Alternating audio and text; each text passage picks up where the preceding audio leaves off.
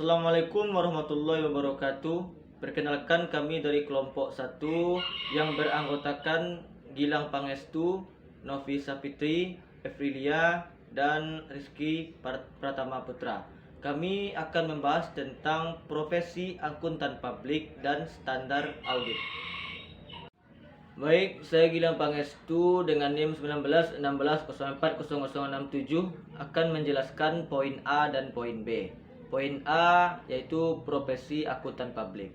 Akuntan publik adalah profesi yang kegiatan atau aktivitas utamanya melakukan audit eksternal. Eksternal maksudnya di sini yaitu melakukan audit di luar perusahaan. Nah, jadi untuk menjadi seorang akuntan, kita dituntut harus bebas atau independen dan kompeten terhadap kompetensi yang akan kita lakukan. Jadi, untuk menjadi akuntan publik, kita memerlukan kepercayaan yang tinggi oleh publik. Nah, selanjutnya, akuntan publik juga dapat diartikan sebagai suatu profesi yang menjalankan fungsinya dalam melakukan pemeriksaan terhadap laporan keuangan perusahaan atau organisasi yang memerlukan bantuan dari seorang akuntan tersebut. Bisa berupa audit atau jasa-jasa lainnya yang diperlukan oleh pihak-pihak yang berkepentingan, misalnya jasa perhitungan pajak atau konsultasi laporan keuangan dan yang lain-lain sebagainya. Seorang akuntan publik juga harus memiliki dedikasi terhadap profesinya dengan mengikuti kode etik profesi yang mana mencakup tentang standar umum, standar pekerjaan lapangan, standar pelaporan untuk menunjukkan profesionalitasnya yang berdasarkan kepada IAI, yaitu Ikatan Akuntansi Indonesia. Selanjutnya, menurut Heri dan Meriana, ada elemen-elemen penting yang harus dipahami oleh seorang auditor atau akuntan publik, yaitu yang pertama yaitu memiliki pemahaman terhadap pelaporan keuangan atau penyusunan laporan keuangan. Yang kedua, memiliki pemahaman tentang pemeriksaan atau audit. Yang ketiga, memiliki pemahaman terhadap kode etik profesi, dan yang terakhir memiliki pemahaman terhadap lingkungan bisnis yang akan diaudit tersebut. Selanjutnya yang B, jasa yang dihasilkan oleh profesi akuntan publik. Yang pertama yaitu jasa asuransi. Jasa asuransi adalah jasa yang diberikan oleh akuntan publik yang kompeten dan independen dalam rangka untuk meningkatkan mutu informasi bagi pengambil keputusan. Jadi di sini akuntan publik meningkatkan mutu informasi atau laporan keuangan dari perusahaan tersebut bagi pengambil keputusan, bagi pemimpin-pemimpin PT atau perusahaan tersebut. Jadi di sini akuntan publik memberikan jasa apakah laporan keuangan tersebut telah sesuai dengan standar, telah sesuai dengan format yang benar. Itulah tugas akuntan publik, memberikan jasa asuransi, yaitu meningkatkan mutu informasi bagi pengguna atau pengambil keputusan. Selanjutnya contoh dari jasa asuransi dari profesi selain akuntan publik yaitu misalnya peningkatan atau pemeringkatan televisi atau television rating dan pemeringkatan radio atau radio rating. Selanjutnya yang kedua yaitu jasa atestasi. Jasa atestasi ini adalah jasa yang diberikan oleh seorang akuntan publik yang kompeten dan independen tentunya, berupa pernyataan pendapat atau pertimbangan bahwa suatu laporan keuangan ini telah sesuai dengan standarnya atau telah dibuat berdasarkan keadaan yang sebenarnya. Jadi artinya atestasi ini adalah suatu pernyataan atau pendapat atau opini dari seorang akuntan publik terhadap suatu laporan keuangan perusahaan yang akan digunakan oleh para pengambil keputusan. Ada beberapa langkah dalam melakukan jasa atestasi ini. Yang pertama yaitu mengaudit. Lalu setelah mengaudit kita melakukan pemeriksaan. Setelah itu kita melakukan review, dan yang terakhir yaitu melakukan prosedur-prosedur berdasarkan kesepakatan di awal oleh perusahaan. Selanjutnya yaitu jasa non asuransi. Jasa non-asuran ini adalah jasa yang diberikan oleh seorang akuntan publik, tidak di mana akuntan publik tidak memberikan pendapat, keyakinan negatif, ringkasan temuan atau bentuk lain dari keyakinan terhadap suatu laporan keuangan. Jadi di sini akuntan publik hanya membantu.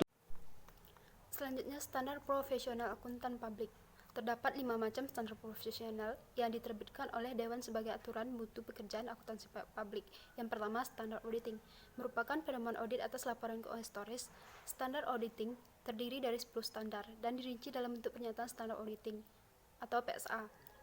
PSA terdiri dari ketentuan-ketentuan dan pedoman utama yang harus diikuti oleh akuntan publik dalam melaksanakan perikatan audit. Termasuk dalam PSA adalah interpretasi pernyataan standar auditing atau IPSA, yang merupakan interpretasi resmi yang dikeluarkan oleh Dewan yang bersifat mengikat bagi anggota Ikatan Akuntansi Indonesia yang berpraktik sebagai akuntan publik. Yang kedua, standar akreditasi, memberikan kerangka untuk fungsi atestasi bagi jasa akuntan publik yang mencakup tingkat keyakinan tertinggi yang diberikan dalam jasa audit atas laporan keuangan historis, maupun tingkat keyakinan yang lebih rendah dalam jasa non-audit. Yang ketiga, standar jasa akuntansi dan review, memberikan kerangka untuk fungsi non-atestasi bagi jasa akuntansi publik yang mencakup jasa akuntansi dan review, termasuk di dalamnya adalah interpretasi pernyataan standar jasa akuntansi dan review atau IPSAR, yang merupakan interpretasi resmi yang dikeluarkan oleh Dewan terhadap ketentuan-ketentuan yang diterbitkan oleh Dewan dalam PSAR. Yang keempat, standar jasa konsultasi, jasa yang memberikan panduan bagi akuntan publik di dalam penyediaan jasa konsultasi bagi masyarakat yang sifat dan lingkup pekerjaannya ditentukan oleh perjanjian antara praktisi dan kliennya. Yang kelima, standar pengendalian mutu, yaitu jasa yang memberikan panduan bagi kantor akuntan publik di dalam melaksanakan pengendalian mutu.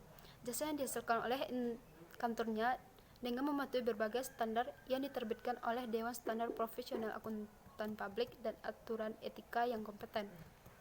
Selanjutnya, standar audit. Standar audit menurut ASO BAC atau A Statement of Basic Auditing Concept mendefinisikan auditing sebagai suatu proses sistematis untuk menghimpun dan mengevaluasi bukti-bukti secara objektif mengenai asersi-asersi tentang berbagai tindakan dan kejadian ekonomi untuk menentukan tingkat kesesuaian antara asersi-asersi tersebut dengan kriteria yang telah ditentukan dan menyampaikan hasilnya kepada para pemakai yang berkepentingan. Standar audit adalah pedoman umum untuk membantu auditor memenuhi tanggung jawab profesionalnya dalam audit laporan keuangan historis. Standar audit ini mencakup pertimbangan mengenai kualitas profesional seperti kompetensi dan independen, serta persyaratan pelaporan dan bukti. Baiklah, saya Rizky Pratama Putra, NIM 1916040043 akan melanjutkan pembahasan selanjutnya. Dari definisi di atas mengandung beberapa elemen yang harus diperhatikan dalam melaksanakan audit, yaitu yang pertama, proses yang sistematis. Auditing merupakan rangkaian proses dan prosedur yang bersifat logis dan terstruktur dan terorganisir. Yang kedua, menghimpun dan mengevaluasi bukti secara objektif. Proses sistematis yang dilakukan tersebut merupakan proses untuk menghimpun bukti-bukti yang dibuat individu maupun entitas. Yang ketiga, pernyataan tentang tindakan dan kejadian ekonomi. Rangkaian pernyataan secara keseluruhan oleh pihak yang bertanggung jawab atas pernyataan tersebut. Yang keempat, menentukan tingkat kesesuaian atau degree of correspondence. Menghimpun dan mengevaluasi bukti-bukti dimaksudkan untuk menentukan dekat tindaknya atau sesuai tidak dengan kriteria yang telah ditetapkan. Selanjutnya, klasifikasi berdasarkan tujuan audit. Menurut Kell dan Boyton, audit terbagi ke dalam 3 kategori berdasarkan tujuan dilaksanakannya audit tersebut, yaitu yang pertama, audit laporan keuangan atau financial statement audit. Dalam audit laporan keuangan ini Pemeriksaan laporan keuangan bertujuan untuk menilai kewajaran laporan keuangan yang disajikan klien atas dasar prinsip akuntansi yang berlaku. Pemeriksaan ini dilakukan oleh akuntan publik atau eksternal auditor. Ukuran kesesuaian yang digunakan di sini adalah kewajaran. Misalnya kewajaran laporan keuangan yang diukur atas dasar prinsip akuntansi Indonesia. Yang kedua, audit kepatuhan atau compliance audit. Pemeriksaan kepatuhan meliputi pemeriksaan atas aktivitas keuangan atau aktivitas operasi tertentu dengan tujuan untuk menentukan kesesuaian dengan kondisi atau aturan tertentu. Kriteria dalam pemeriksaan ini biasanya datang dari pengusaha, misalnya pemerintah. Ukuran kesesuaian di sini adalah ketepatan. Misalnya ketepatan SPT tahunan dengan Undang-Undang Pajak Penghasilan. Selanjutnya nomor 3, audit operasional atau operational audit. Pemeriksaan operasional merupakan pemeriksaan sistematis atas aktivitas operasional organisasi dalam hubungan dengan tujuan tertentu. Tujuan pemeriksaan ini adalah yang pertama menilai prestasi, yang kedua mengidentifikasi kesepakatan untuk perbaikan, dan yang ketiga membuat rekomendasi untuk pengembangan dan tingkah lebih lanjut. Assalamualaikum warahmatullahi wabarakatuh. Perkenalkan, nama saya Efrilia, NIM 1916040041, akan membacakan tentang klasifikasi atas dasar audit operasional. Menurut Rishid, tipe audit selain financial statement, audit meliputi yaitu operational audit. Adalah suatu audit yang dirancang untuk menilai efisiensi dan efektivitas dari prosedur-prosedur manajemen. Yang kedua yaitu financial dan compliance audit. Adalah audit yang menyerupai financial statement audit yang dilakukan oleh sektor publik. Yang ketiga yaitu ekonomi dan efisiensi audit. Adalah audit yang dirancang untuk menentukan apakah organ-organ pemerintah telah mengelola sumber ekonomi secara ekonomis dan efisiensi. Yang keempat yaitu program ratio audit.